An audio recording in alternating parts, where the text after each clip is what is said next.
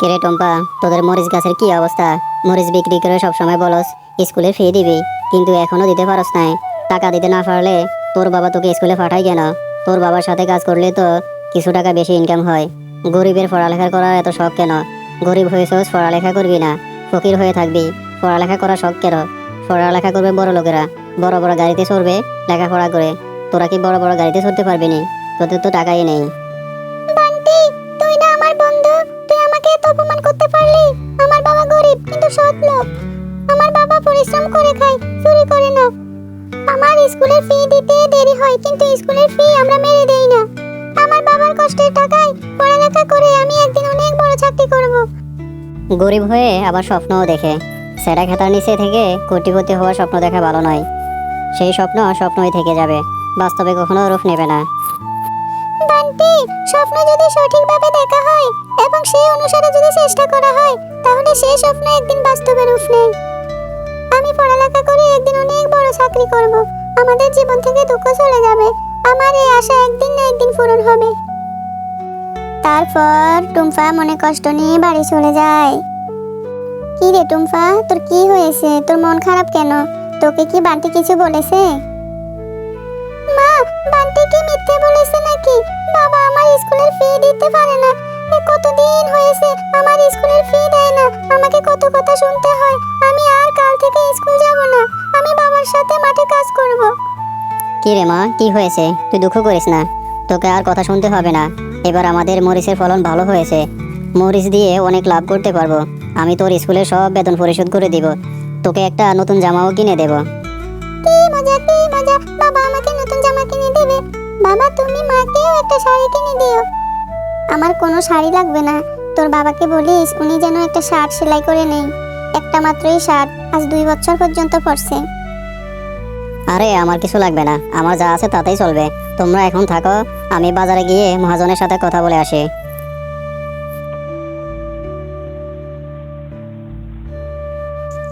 কেরে মেসকে, শুনেছি তোর খেতে এবার ভালো মরিচের ফলন হয়েছে।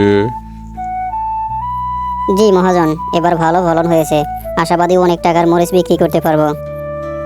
শোন মেসকে, আমি মরিচের দাম কেজি প্রতি 40 টাকা করে দেব, তার বেশি দিতে পারবো না। কি বলেন মহাজন? টিভিতে দেখেছি মরিচের কেজি 400 টাকা, আর আপনি আমাকে মাত্র 40 টাকা করে দেবেন? আরে বেটা, টিভির খবর সত্যি নাকি? সব হচ্ছে ভুয়া খবর।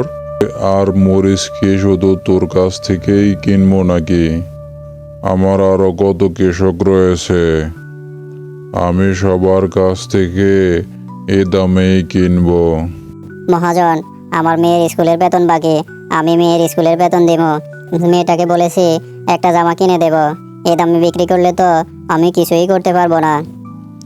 আরে বেটা, গরিবের এত শখ থাকা ভালো না। গরিব হয়েছস, মেয়েকে লেখাপড়া করাস কেন? এ মেয়ে কি তোকে চাকরি করে খাওয়াবে নাকি? বিয়ে দিলে শ্বশুর বাড়ি চলে যাবে, রান্না বান্না করে খেতে হবে। মেয়েকে লেখাপড়া করাস কেন? আর মরিচ বিক্রি করলে করবি, না করলে নাই।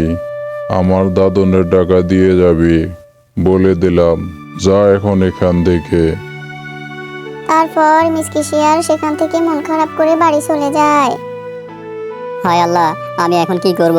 এত কষ্ট করে ফসল ফললাম, কিন্তু ফসল পেয়েও দাম পাচ্ছি না। আমার ভাগ্য কি আর পরিবর্তন হবে না? মেয়েটাকে আমি কি বুঝ দেব? মেয়েটার স্কুলের বেতন কোথা থেকে দেব? কত মাসের বেতন বাকি? বলেছিলাম মরিচ বিক্রি করে মেয়েটার স্কুলের বেতন দেব। হে আল্লাহ, তুমি কিছু একটা করো, আমাকে একটু সাহায্য করো। তারপর মিসকে মরিচ ক্ষেতের পাশে বসে কান্না করতে থাকে। তখনই তার সামনে একজন পরী এসে হাজির হয়। এই মিসকে, তুমি কান্না করো না।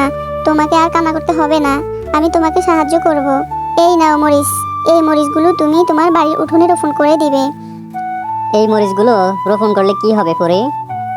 আগে তুমি রোপণ করো, তারপর বলতে পারবে। ঠিক আছে পরে, আমি এখনই গিয়ে বাড়ির উঠোনে মরিচের বীজগুলো রোপণ করে দেব। ঠিক আছে মিসকে, আমি চলে যাচ্ছি। আল্লাহ হাফেজ। তারপর মিসকে সেখান থেকে বাড়ি চলে। কি গো, গো, এসেছো? তোমার মন খারাপ কেন? নিশ্চয় মহাজন তোমাকে মরিচের দাম কম দিবে বলেছে। আরে বউ, তুমি সঠিক ধরেছ। কত কষ্ট করে ফসল করেছি, আর মহাজন বলছে মাত্র 40 টাকা করে কেজি প্রতি দাম দেবে। এ দামে বিক্রি করলে মহাজনের দাদনের টাকা দিয়ে আমাদের জন্য কিছুই থাকবে না। তখন আমরা কি করব? কিভাবে সংসার চালাবো? মেয়ের স্কুলের বেতন কোথা থেকে দেব? মেয়েটাকে বলেছিলাম জামা কিনে দেব, কি দিয়ে জামা কিনে দেব? তুমি দুঃখ করো না, আমাদের গরিবের ভাগ্য দুঃখ ছাড়া আর কি বা আছে? যা হওয়ার তা তো হয়েই গেছে। অভাবের সংসার অভাবেই যাবে। তোমার হাতে এগুলো কি দেখা যাচ্ছে? এগুলো হলো মরিচ। এক পরি আমাকে দিয়েছে।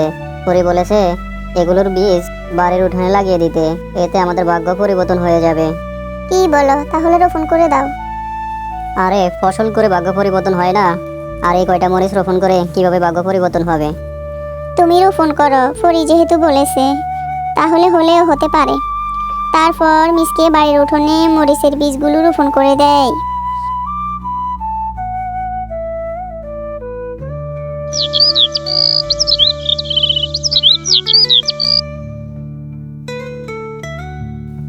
কি রে, এটা আমি কি দেখছি? সবগুলো দিয়ে সোনার মরিচ। তাড়াতাড়ি মা বাবাকে ডেকে আনি।